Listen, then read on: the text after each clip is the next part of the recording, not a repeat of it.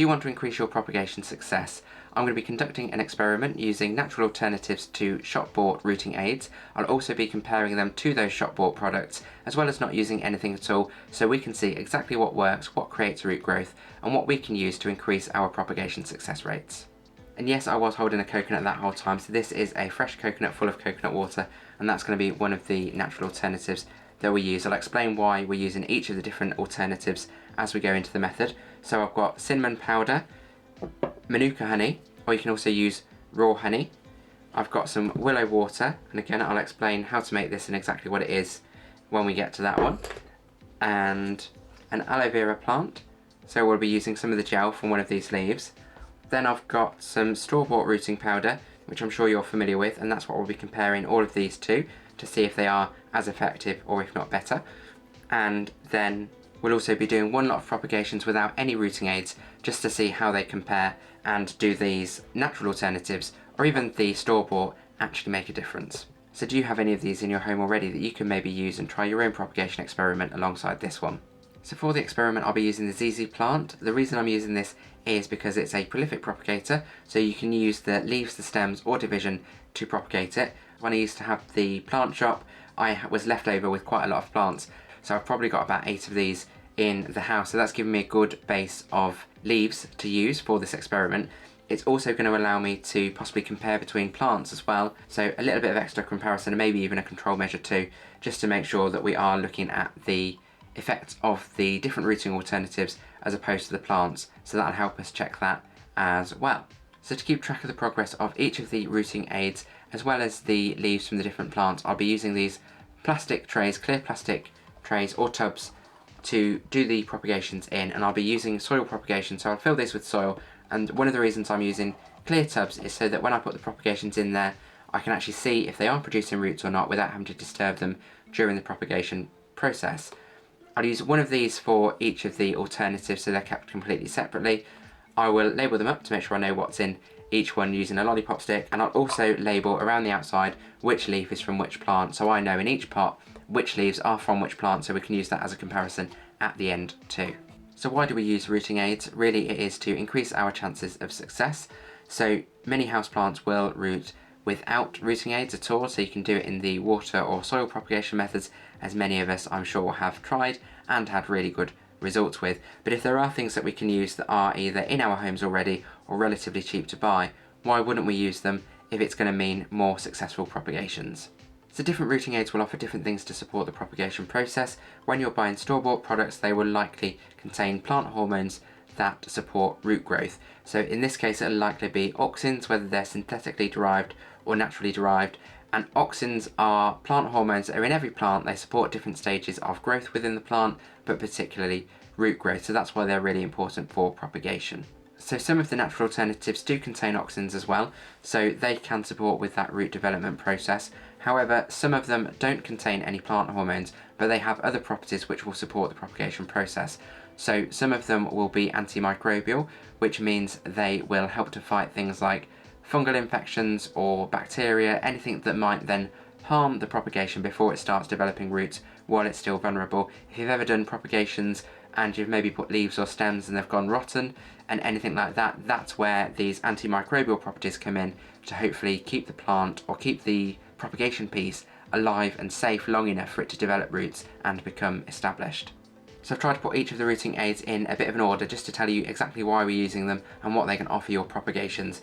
So the one that we'll be comparing everything to will be the store-bought products that you can buy. As I said, they will contain plant hormones to support root development, and these will likely contain higher concentrations of those hormones than your alternatives will. So on that basis, in theory, this should produce the strongest root growth with our propagations, but we'll find out at the end of the experiment. The next one that I've got, aloe vera. So we know this is an amazing healing plant. It's got medicinal properties and we use it in many different things, cosmetics, beauty as well as, and this can also support our propagations. So we can use the gel that's in the leaves, which contains those plant hormones that we've spoken about, auxins, as well as having antimicrobial properties. So this should promote root growth as well as protect the propagations from any bacterial or fungal infections or anything nasty that might be in the soil, as well as promote root growth with the plant hormones. and willow water. So I showed you this at the start, and this is just pieces of willow steeping in water, or the salix plant, willow, the salix plant, different varieties will work. And they've been steeping in water for about 2 to 3 days just to get all of the goodness out of the plant into the water, and we'll use this water as part of the propagation process. And these are great all-rounder plants in terms of rooting aids as well, because they contain a high concentration of plant hormones. So there'll be auxins in there that will support the root growth, but it also has lots of healing properties that we've benefited from as humans. So it contains salicylic acid and has been linked to the discovery of aspirin as well. But then it's also antimicrobial too, so it should, as we've said with the aloe vera plant, very similarly stop any nastiness, bacteria, fungus, anything like that from getting the propagations before they establish roots. And then the coconut, so this one is perhaps a more unusual one that you might not have been expecting. The coconut water inside of this contains plant hormones, so this will have auxins in it, which will be great for the production of roots. And it also contains vitamins and minerals, so unlike the other two that I've shown you, I don't believe it has any antimicrobial properties, but it will at least have that plant hormone in there to support root growth. So the next one is honey, but specifically raw honey or manuka honey. So I'm just using this one, manuka honey, because it was in my cupboard. So this is certified to say that it has all of the beneficial properties that it should have, and the main one that we want from this is that it's got antimicrobial properties. The same with raw honey.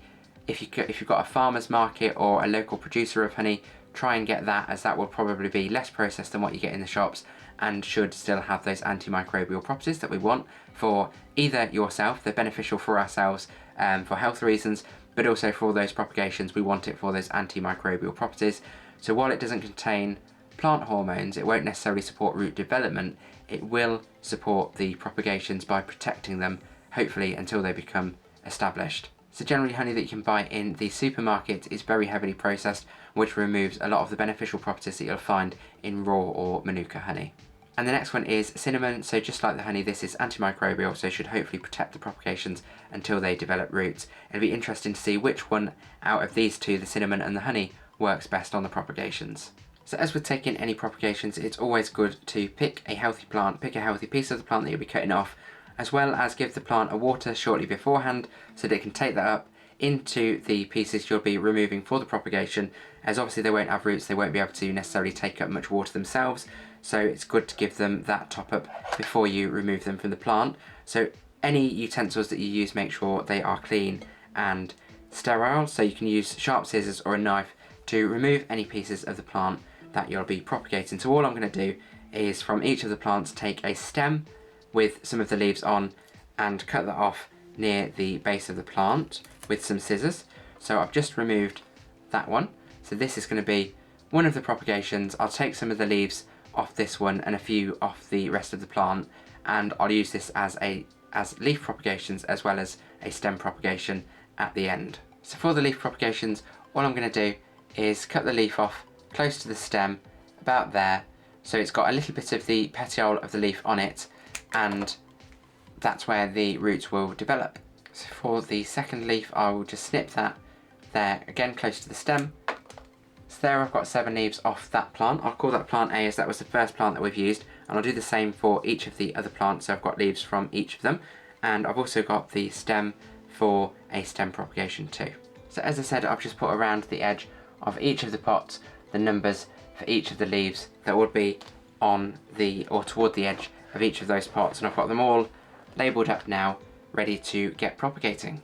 So some of the rooting aids require different things to use them, so we'll start with the easiest ones first, and I've got the cinnamon powder here, and just like a standard rooting hormone powder, all you need to do is take your leaf and dip the end of the petiole in the powder just to coat the end, and make sure that, as we've mentioned, the antimicrobial properties even of the cinnamon will then be on there to protect that as we propagate it. And all I'm going to do is put that in the cinnamon pot, about 1 centimetre in, so that the leaf is secure with most of it above the soil, and then we'll give that a water. So the next one with the honey is very similar, and I can see that's going to drip, so I'm going to be quick with this one. Just dip the end of the petiole in the honey, again just to coat it to protect the end where the roots are going to start to develop. And then once you've got that with the honey on, hopefully it won't drip off, just like I did with the other one. I'm going to put that in the number 1 space, just about a centimetre in. So for the willow water it's slightly different and it does take a little while longer. So this has been brewing for about 2 to 3 days to get the concentration that we want, and I've just poured a little bit of that into a shot glass. And the reason I've done that is these make really great propagation vessels, but particularly for leaves that don't have petioles, so that the leaves aren't then floating up and floating on top of the water. The shape of these actually helps to hold the leaf upright with just the end or the small petiole in the willow water that we want. So I'm just going to put that in there. It's about a centimetre deep, and then that will stay there for 1 to 2 days to take up the goodness from that water. And then what I'll do when that's done, when it's been 1 to 2 days, I will take that out and then put it in the willow water pot, just as I have with the others, in very much the same way, about a centimetre deep, and I'll do that for all of the leaves in 1 to 2 days for the willow water. So using the coconut water is very similar to the willow water. You do need to get a fresh coconut and get the water directly from the coconut, not shop bought coconut water, which will likely be heavily processed, just like we said with the honey. So I've just drilled a hole in the top of the coconut, and I'm just going to get some of that water out into the shot glass that I've got, another clean shot glass, and I only need about a centimetre of it in the glass just to cover the petiole at the bottom of that leaf. So I've got that just there, and then I've got the leaf here, and all I'm going to do, just like the other one, is put that in there and let that sit for 4 to 6 hours, so not quite as long as the willow water, and that should take up those plant hormones that it needs from the coconut water. And then once that's been 4 to 6 hours, I will then pot it up in the coconut water tray. Okay, then next for the aloe, and this one's really simple. All you need to do is cut a part of the leaf off, or maybe cut a small leaf off as I have, so that will hopefully not be missed by the plant. And then you can actually cut this down the side to get to the gel. However, if I just bring that into the light, you can hopefully see the gel is quite prominent on the end of the cut anyway, so I'll just use that for now. And then I've got the leaf, and all I'm going to do, just like I did with the powdered rooting aids, is just where the gel is, dip that into the gel at the end, just to make sure that the end of that petiole is covered by the gel, and you can see that's attaching there to the leaf, and then that'll hopefully give that what it needs to be potted up in the aloe pot in its number 1 space, as this is the first plant that we're doing, just like the others. And then I'll do the same for the other 7 plants. So then the last 2 to do are the shop bought rooting powder and the control propagations. So just like the cinnamon powder, this is very similar. Take the leaf and dip it into the powder just so that the end of the petiole is covered. Shake off any excess, and then just like the others, I'm going to pot it up in very much the same way in its position in the pot. And then the last thing to do will be the controls. So all I'll do with this is just take the leaves straight from the plant and put them straight into the soil without any rooting aid at all, and that will help us to see if any of these rooting aids do make a difference to what they would just do naturally. And I've also used the different stems that I had from each of the plants and tried each different plant stem with a different propagation, a different rooting aid even. So I'll see how these do too, and I've numbered them around the outside so I know which one is from which plant and which one I've used with each different rooting aid as well. So this one's maybe not as controlled as the leaves, but this will also be interesting to see what results we get from the stem propagation too. So here are all of the leaves potted up with their various rooting aids, with the exception of the 2 waters, so the willow water and the coconut water, which I'll pot up as soon as they've had their time soaking. And then I've got the control one here, which was just the leaves in the soil, so this will be good to compare to the ones with the rooting aids and see if there's any differences. I will give them the right conditions to propagate, so I'll keep the soil moist, I'll put them in a warm spot in the home and make sure they get a good amount of light. I will then hopefully start to see new roots develop across all of the leaves.